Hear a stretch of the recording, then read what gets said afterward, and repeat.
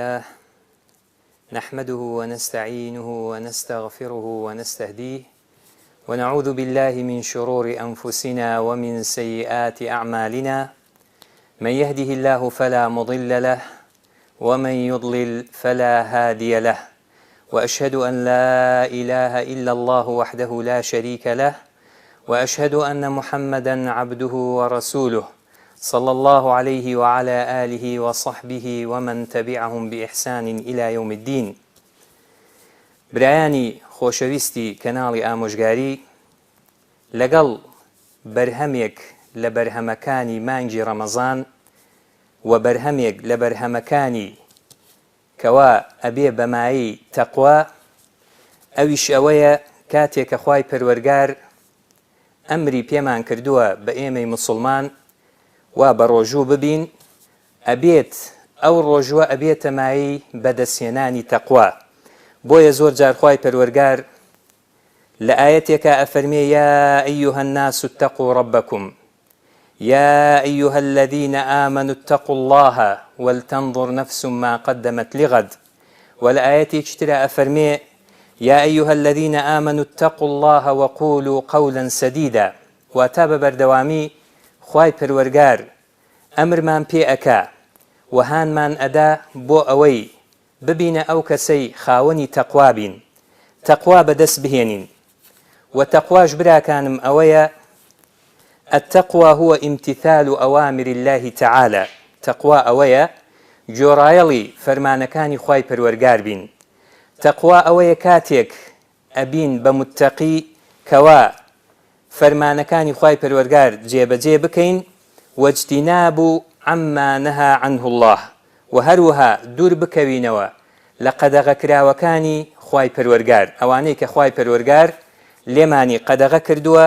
لێی دوور بکەوینەوە. وكاتيك أبينا أهلي تقوى كعبادتي خواي پەروەرگار بكين، كعبادتي راستقينة إخلاص من هبه لعبادة كان. بويا العبادة وكو زانيان أفرمون شرح عبادة أويا اسم جامع لكل ما يحبه الله ويرضاه من الأقوال والأفعال الظاهرة والباطنة. كاتيك إيما عبادة أكين عبادتي خواي پەروەرگار ئەکەین و کردەوە ئەکەین بۆ ئەوەی ببین بە خاوەنی تەقوا، بۆ ئەوەی ببینە ئەو کەسەی کەوا خواي پەروەرگار بە بەردەوامی بانگەوازی بۆ ئەو کەسانە ئەکا یا ئەیوهە الذین ئامنوا، بۆ ئەوەی ببین بە ئیماندار چۆن ئەم تەقوایە بەدەست بهێنین. بۆیە براکانم باب عظیم من ئەبواب التەقوى، دەرگایەک لە ئەو دەرگایانەی کەوا بەهێزە، دەرگایەک لە ئەو دەرگایانەی کەوا بنەمایەکی سەرەکی لەو پێنج بنەمایی شەرعی پیرۆزی ئیسلامە، ئەویش ڕۆژووە وهو الصوم. خوای پەروەرگار لە قورئانی پیرۆزە ئەفەرمێ یا ئەیوهە الذین ئامنوا، هۆ ئیمانداران. یەکەم خاڵ برای بەڕێزم کاتێک کە خوای پەروەرگار ئەم ڕۆژوەی فەرز کردووە لەسەر ئێمەی موسڵمان، ئەوەتانی بەهۆی ڕۆژۆوە تقوى بدس أهينين وأبين بإيمان دار. أفرمي يا أيها الذين آمنوا كتب عليكم الصيام أي فرض عليكم،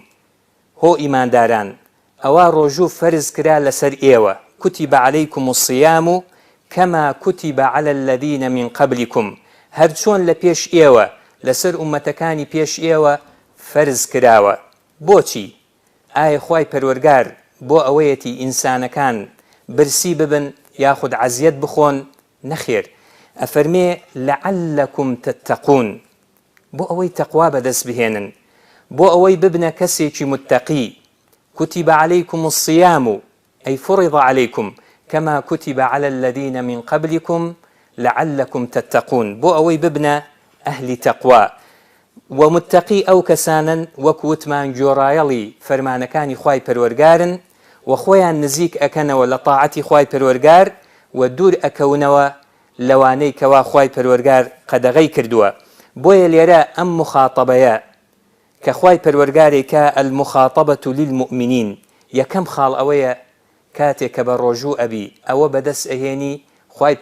پەروەرگار بتويتي أي إيمان دار، أي إيمان دار. بويا المخاطبة للمؤمنين من هذه الأمة أواني كوال أمتي محمد صلى الله عليه وسلم آمرا إياهم واتاب دستي خوينية أما يتشك لفرزكاني خواي پروردگار كوا أبي بروجوب بي مخاطبا للمؤمنين من هذه الأمة آمرا إياهم بالصيام. وما الصيام؟ صيام واتاتي معناي صيام يعني روجو قرتن أي الإمساك واتا خو قرتنوا عن الطعام والشراب والوقاع واتا أو كسا أو إنسان خوي بقريتوا يكم لخواردنوا وهروها لوي كوا خواي پروردگار حلالي كردوا لقل خيزاني خوي بويا أم إنسان خواي پروردگار بو كاتي چي دياري كراو منعي أكا لمشتانا دواي أوا ولكن بنية خالصة بلان بنيتك بيه كواتا أو روجوة تنها بو خواي پروردگار بنية خالصة لله عز وجل لما فيه من زكاة النفس وطهارتها لبروي كاتي أو إنسانا خواي پروردگار أم فرماني بي أكا كبروجو ببي خوي بقريتوا لأمس يشتا كوا خواردنويا والوقاعي واتا أوي وتمان خواي پروردگار حلالي كردوا لبيني جنوميردا بويا كاتي كأماني كرد بنيتي صاف خالصا مخلصا بو خواي پروردگار. أما أجر بيتو كسيك بروجو أبي خوي لا خواردن وخواردنوا قرتوا بلام غيبت أكا غيبتي مسلمانان أكا ياخد خوانا خواستنا نزر أكا ياخد قصي خراب أكا يان شتيك أكا كوا ناقنجي لقل أو روجوي كوا خواي پروردگار فرزي كردوا أو كاتا پیغمبري خوا صلى الله عليه وسلم أفرمي لحديثك من لم يدع قول الزور والعمل به ليس لله حاجة في أن يدع طعامه وشرابه. أم إنسانا كاتيك خواي پروردگار فرزي كردوا لسري بروجو ببي أجر بيتو خوي دور نخاتوا لقصي خراب خوي دور نخاتوا لغيبتي مسلمانان خوي دور نخاتوا لنزر لأواني كوا ناقنجي لقر روجوا خواي پروردگار بينا خوشا قدغي كردوا أو كاتا پیغمبري خوا صلى الله عليه وسلم أفرمي خواي پروردگار هیچ پێویستی بەوە نییە ئەو کەسە تەنها خۆی بگرێتەوە لە خواردن و لە خواردنەوە. یاخود لە فەرمودەیەکی ترە پێغمبەری خوا صلى الله عليه وسلم أفرمي رب صائم ليس له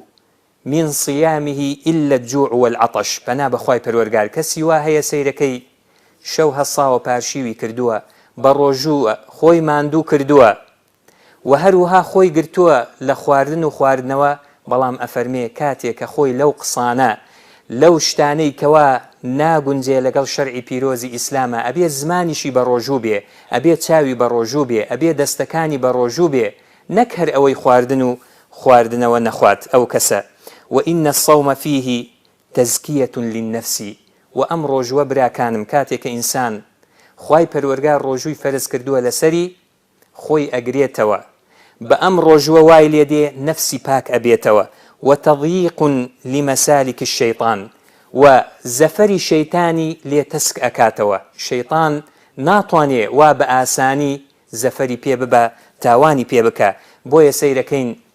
پیغمبري خوا صلى الله عليه وسلم لفرموديكا كأفرمي كوال صحيحين هاتوا أفرمي يا معشر الشباب هو جنزكان من استطاع منكم الباءة فليتزوج. هر كسيك لأيوة تواناي هيا باجن بيني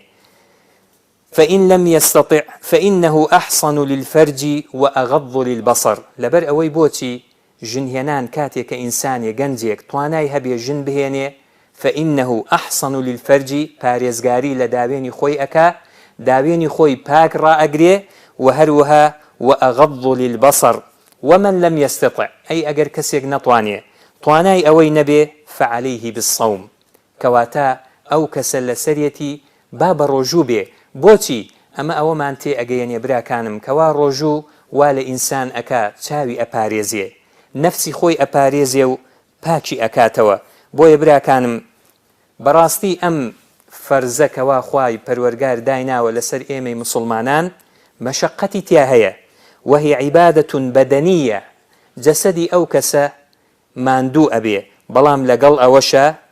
ولذا فيه الأجر العظيم بلام أجري زور قوري تياهيا پاداشتێکی زۆر گەورەی تیا هەیە بۆیە پێغەمبەری خوا صلی الله عليه وسلم بۆمان ئەگێڕێتەوە لە حەدیثێکی قودسیە کە ئەفەرمێ قال الله خوای پەروەرگارە فەرمێ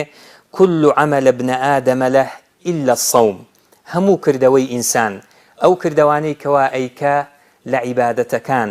لە کردەوە چاکەکان له كل عمل ابن آدم له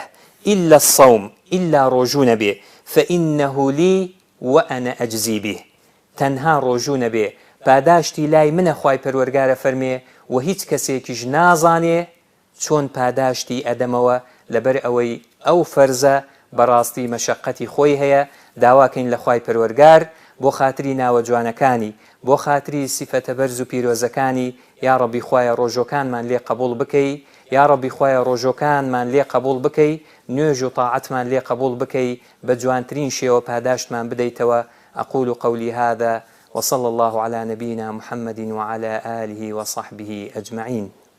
شهر رمضان الذي أنزل فيه القرآن هدى للناس وبينات من الهدى والفرقان